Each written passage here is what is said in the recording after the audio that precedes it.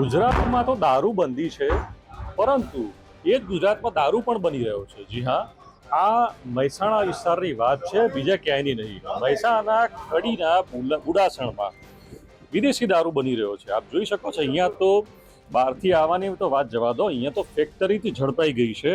અહીંયા જે જથ્થો જો એ ખાલી બોટલો જોઈ, બીજી તરફ આપ જે બ્રાન્ડિંગ જુઓ છો, અહીંયા આ જે બેગ કોથળાઓ ભરેલા છે એ વિદેશી દારૂની બોટલો પેક કરવા માટે જે બ્રાન્ડિંગ કરવામાં આવ્યું છે, એ બ્રાન્ડિંગ ઉપર પ્રિન્ટિંગ સાથે એટલું તો ઠીક, એની પર લાગેલી સેલો ટેપ એની પર પણ પૂરેપૂરી કોપી કરીને બ્રાન્ડિંગ કરવામાં આવ્યું છે। મહેસાણા કડીના બુડાસણમાં એલસીબી પોલીસે મોડી રાતે રેડ કરી।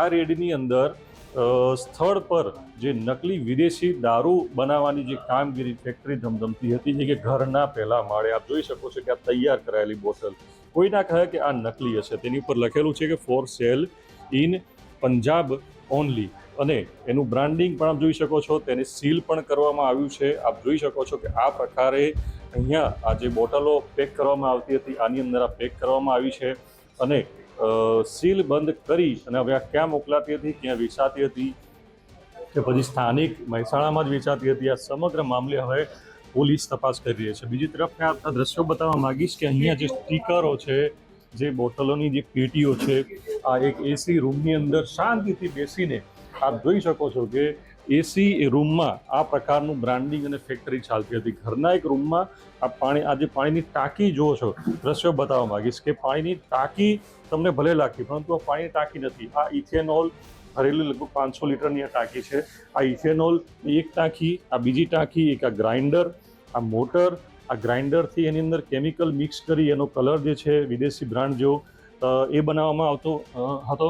આપ જોઈ શકો છો કે આ ઇથેનોલ છે, કે આ પ્રકારના વ્હાઇટ જે કેમિકલ જે છે થોડાક પીળાશ પડતા એમાં કલર અને કેમિકલ ઉમેરી અને આ વિદેશી દારૂ બનાવવામાં આવતો હતો।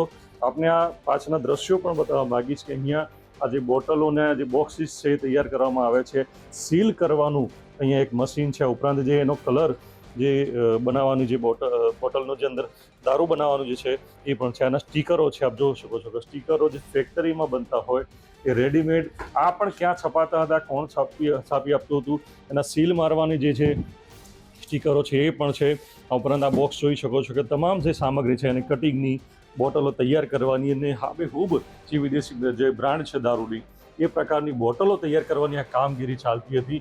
સમગ્ર મામલે સવાલ ઉઠે છે કે ક્યારથી આ કામગીરી ચાલતી હતી, કેટલો સમયથી, કેટલો નકલી દારૂ લોકો સુધી ક્યાં પહોંચી ગયો તે પણ સવાલ છે। એ સવાલ છે કે શું જે આ નકલી જે દારૂ છે તે ક્યાં વેચાતો હતો અને કોના પેટમાં પહોંચી ગયો, શું લોકોના આરોગ્ય સાથે છેડા અને કાયદાનું ઉલ્લંઘન, એ પણ મહત્વની બાબત છે। આ સમગ્ર મામલે મહેસાણા એલસીબી પોલીસે આખી રાત કાર્યવાહી કરી, બીજા દિવસે બપોર સુધી કાર્યવાહી કરીને સમગ્ર જે મુદ્દામાલ છે લગભગ 178 પેટી જેટલો થવા જાય છે અને 2100થી વધારે બોટલો થાય છે। તમામ જે મુદ્દામાલ છે નકલી છે, એટલે કહી શકાય કે ગુજરાતમાં તો દારૂ વેચાણ પ્રતિબંધ છે, દારૂ પર પ્રતિબંધ છે, પણ અહીંયા તો આ સાલું ઉલટું નીકળ્યું કે દારૂ જ બનાવવાની કામગીરી ચાલુ છે, અને એ પણ નકલી। હવે જોવું રહ્યું કે પોલીસ દ્વારા કોના વિરુદ્ધ ગુનો દાખલ કરીને શું કાર્યવાહી કરાય છે, અને આવા તત્વો વિરુદ્ધ કેવા પ્રકારની કાયદેસરની કાર્યવાહી કરી અને પગલાં લેવાય છે। મહેસાણાથી મનીષ મિસ્ત્રી, ગુજરાત તક।